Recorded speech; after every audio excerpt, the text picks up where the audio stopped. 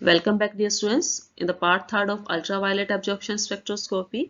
In this video lecture, we will discuss about the previous year questions related to Beer-Lambert's law and molar absorptivity. Yes, student, question is here. Define Beer-Lambert's law and molar absorptivity.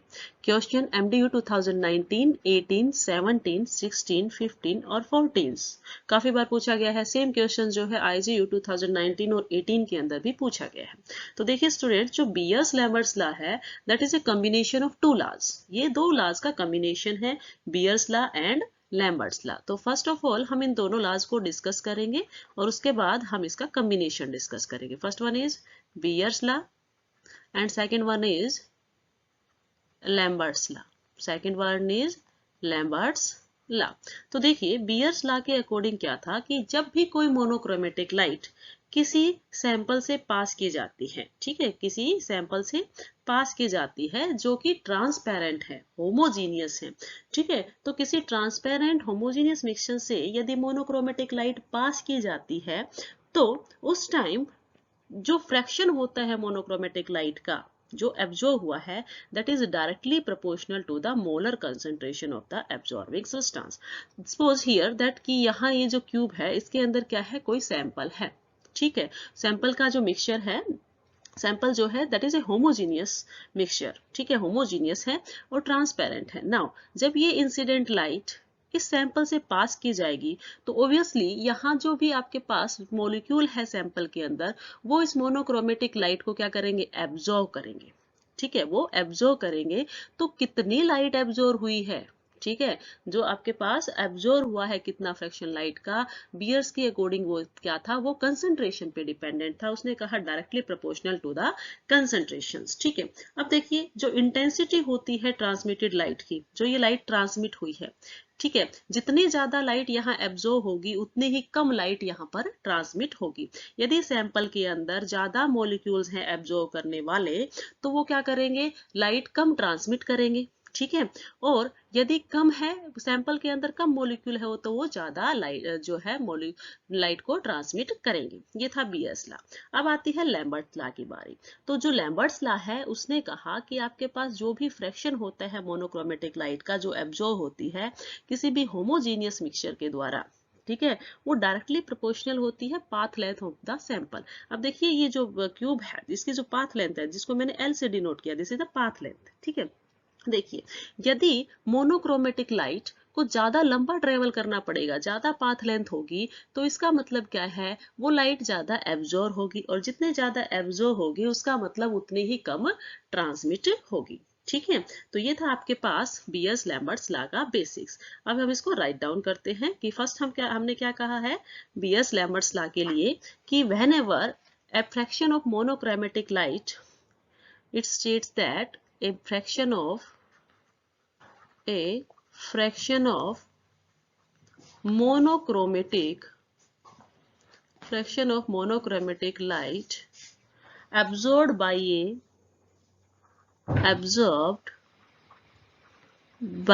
a transparent homogeneous mixture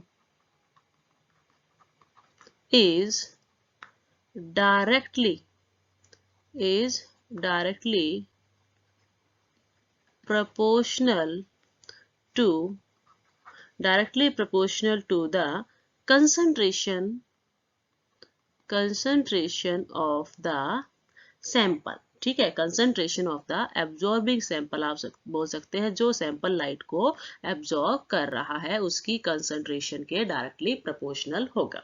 okay, second thing इसके अंदर क्या है, second thing है आपके पास Lambert's law, ठीक है. तो Lambert's law के अकॉर्डिंग क्या है कि a fraction of monochromatic light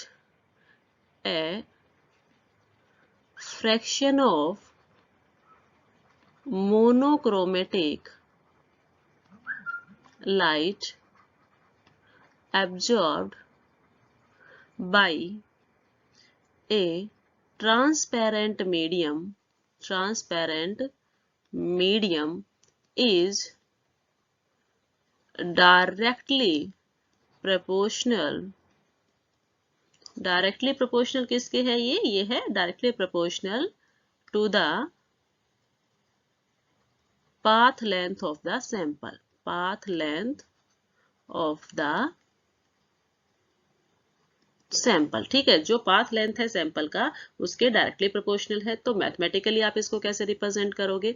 mathematically हम इसको कैसे रिप्रेजेंट करेंगे?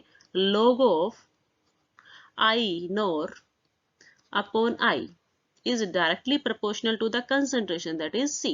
और इसी को यदि आप लैम्बर्ट्स में रिप्रेजेंट करोगे तो log of I naught directly proportional to the path length, ठीक है।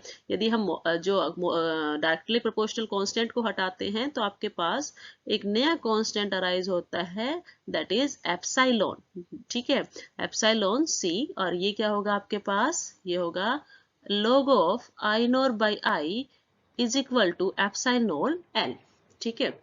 अब देखिए इसके अंदर इक्वेशंस के अंदर हम जो टर्म यूज कर रहे हैं वो टर्म्स क्या है?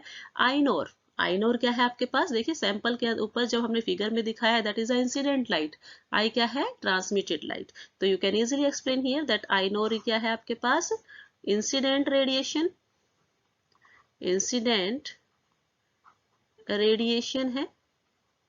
और जो आई है वो क्या है आपके पास? Transmitted radiations. ओके, देन आपके पास आता है this one is the molar extinction coefficient, this one is the molar extinction coefficient, ठीक है, या मोलर एब्जॉर्बिविटी भी आप इसको कह सकते हैं, या इसका दूसरा नाम क्या है? मोलर एब्जॉर्बिविटी, ठीक है। बाकी चीजें क्या है आपके पास? सी क्या डिनोट करती है? C is the concentration of the absorbing sample, concentration of the absorbing sample। and L क्या है आपके पास यहाँ पर? path length of the sample, path length of the sample, ठीक है स्टूडेंट्स। अब देखिए आपने जो कंक्लूजन यहाँ से निकाला है, कंक्लूजन क्या है आपके पास? कंक्लूजन यही है कि यदि ज्यादा कंसंट्रेटेड सॉल्यूशन है, मोर कंसंट्रेटेड सॉल्यूशन यदि होगा तो उस केस में जो ट्रांसमिटेड लाइट है, ट्रांसमिटेड लाइट कौन सी लाइट है? आई नो, आई जो लाइट है वो क्या होगी आपके पास? कम मिलेगी, ठीक है। उसकी जो इंटेंसिटी है, ठीक है, इंटेंसिटी आप बोलेंगे, जो इंटेंसिटी है ट्रांसमिटेड लाइट की वो क्या मिलेगी आपको? कम मिलेगी। ओके, सेम आप यहाँ पाथ लेंथ के लिए बोलोगे तो हम बोलेंगे कि more is the path length, जितनी ज्यादा पाथ लेंथ होगी उतने ही जो लाइट है इंसिडेंट लाइट उतनी ही ज्यादा एब्जॉर्ब होगी। और इंटेंसिटी जो है, एनर्जी या इंटेंसिटी ऑफ ट्रांसमिटेड लाइट क्या हो जाएगी? डिक्रीजेज हो जाएगी। इंटेंसिटी का मतलब ये है कि सपोज कीजिए कि यदि आपके पास ये कोई सैंपल है, इसके ऊपर जो आपके पास फोटोन आ रहे हैं, ठीक है, इस किसी एक पर्टिकुलर पॉइंट के ऊपर कितने फोटोन्स जो है वो क्या कर रहे हैं? रेडिएंट कर रहे हैं, वो क्या शो करता है आपके पास? इंटेंसिटी, ठीक है, कि कितने स्क्वायर मीटर्स के अंदर कितना जो फोटोन है वो क्या हो रहा है? एब्जॉर्ब हो रहा है, that relates to the intensity. Second part इस क्वेश्चन का है आपके पास that is molar absorptivity, absorptivity जिसको रिप्रेजेंट किया जाता है एप्सिलॉन से, या आप इसको बोल सकते हो molar extinction coefficient, molar extinction coefficient, molar extinction coefficient, ठीक है। नाउ देखिए ये मोलर एक्सटेंशन कोफिशिएंट क्या है? जब आपने बियर्स-लैम्बर्ट्स लॉ पढ़ी तो आपने क्या कहा था कि जो इंटेंसिटी है, ठीक है, that is log of I naught upon I that is equal to epsilon into C into L. ये आपने जो है रिलेशंस ड्राइव किया था बियर्स-लैम्बर्ट्स लॉ में। तो यहाँ जो ये ई है, एप्सिलॉन है, ये किसको रिप्रेजेंट करता है? मोलर एक्सटेंशन कोफिशिएंट को। यदि हम यहाँ से ई की वैल्यू फाइंड आउट करते हैं that is epsilon is equal to क्या हो जाएगा आपके पास? log of I naught upon I upon क्या आ जाता है आपके पास? अपॉन यहाँ आएगा आपके पास C इंटू एल, ठीक है। तो इसका मतलब क्या है कि ये जो आपके पास है, यदि हम क्या करते हैं, log base 10 को, log base 10 I not by I को किसके इक्वलेंट रख देते हैं, एब्जॉर्बेंस, दिस इज एब्जॉर्बेंस ना, तो हमने इसको रिप्रेजेंट कर दिया AC। ठीक है, तो यहाँ से आप क्या कर सकते हो कि सपोज कीजिए ये क्या है आपके पास, absorbance upon C into L। आपको पता है C क्या है, C कंसंट्रेशन है सैंपल की, L पाथ लेंथ है सैंपल का, और जो A है वो क्या है आपके पास, एब्जॉर्बेंस, किसके बराबर है, log of I not by I. ठीक है, तो इस रिलेशन से जो आपने यहां से रिलेशन निकाला है एप्सिलॉन का, that is equal to A upon C into L, C into L, this one is C and here L। ठीक है, C इंटू एल। ठीक है, ये जो है आपके पास वो क्या है आपके पास, मोलर एक्सटिंक्शन कोफिशिएंट। नाउ यदि हम इसकी डेफिनेशन लिखें तो डेफिनेशन इसकी क्या हो जाएगी आपके पास कि ये क्या है आपके पास, it is a constant of proportionality. इसके बारे में हम क्या लिखेंगे, it is a constant of proportionality, it is a constant of proportionality which gives a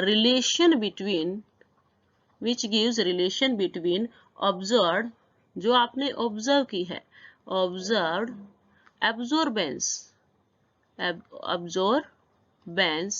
observed absorbance आपके पास क्या है, A।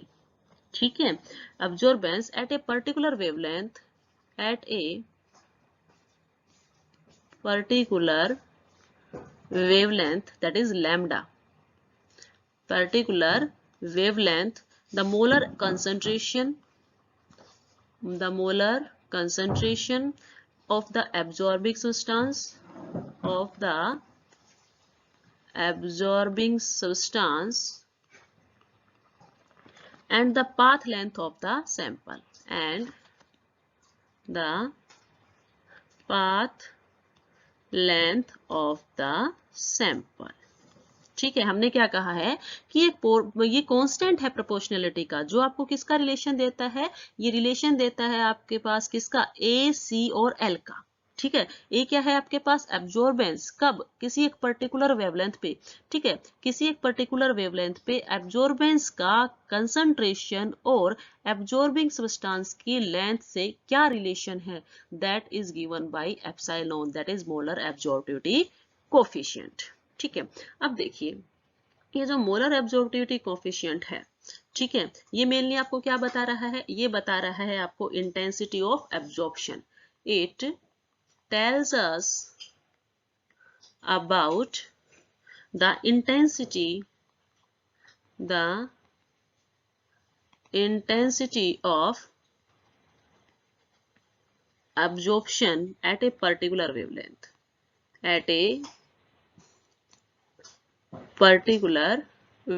that is lambda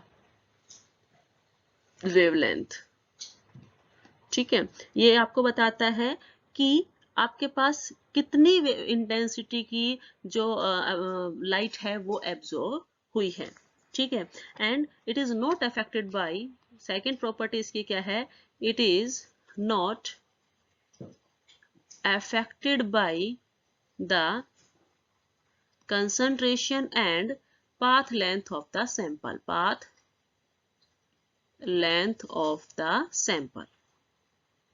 ठीक है, path length of the sample से पे ये डिपेंड नहीं करता, ना ही कंसंट्रेशन पे डिपेंड करता है, और इसकी जो वैल्यू होती है, it's values lies between 10⁻² to 10⁻⁶।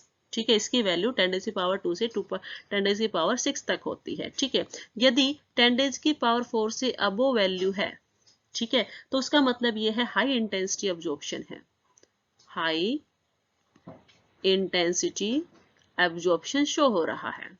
ठीक है, यदि 10⁻⁴ से लो है तो लो, आप कह सकते हो लो। ठीक है, तो लो इंटेंसिटी एब्जॉर्प्शन है, लो इंटेंसिटी एब्जॉर्प्शन वहां पर शो होगा। तो देखिए स्टूडेंट्स, हमने कहा है कि जो मोलर एक्सटिंक्शन कोफिशिएंट है वो एक कांस्टेंट है प्रोपोर्शनैलिटी का, जो किस किस के बीच में रिलेशन देता है, जो रिलेशन देता है आपके पास ए के बीच में ठीक है। ए क्या है आपके पास, एब्जॉर्बेंस। एब्जॉर्बेंस किसी भी एक पर्टिकुलर वेवलेंथ पर, ठीक है, किस तरह से रिलेट है कंसंट्रेशन से और पाथ लेंथ से, वो रिलेशन देता है आपके पास मोलर एक्सटेंशन कोफिशिएंट। ठीक है, और ये जो है मोलर एक्सटेंशन कोफिशिएंट वो पाथ लेंथ और कंसंट्रेशन पे डिपेंड नहीं करता है, ये इंटेंसिटी ऑफ एब्जॉर्प्शन को बताता है। ठीक है, देखिए यदि हम अब्जॉर्प्शन की बात करें, ए की बात करेंगे तो ए आपके पास क्या है, log I nought by I is equal to A है। तो ए एब्जॉर्बेंस जो है वो इंसिडेंट और ट्रांसमिटेड लाइट पर डिपेंड करता है, लेकिन मोलर एक्सटेंशन कोफिशिएंट जो है वो आई नॉर या आई के ऊपर डिपेंड नहीं करता है। इसकी जो वैल्यू है वो 10⁻² से 10⁻6 के बीच में लाई करती है। ठीक है, 10⁻4 से यदि ऊपर वैल्यू है तो इसका मतलब ये है कि हाई इंटेंसिटी ऑब्जॉर्प्शन वहां शो हो रहा है।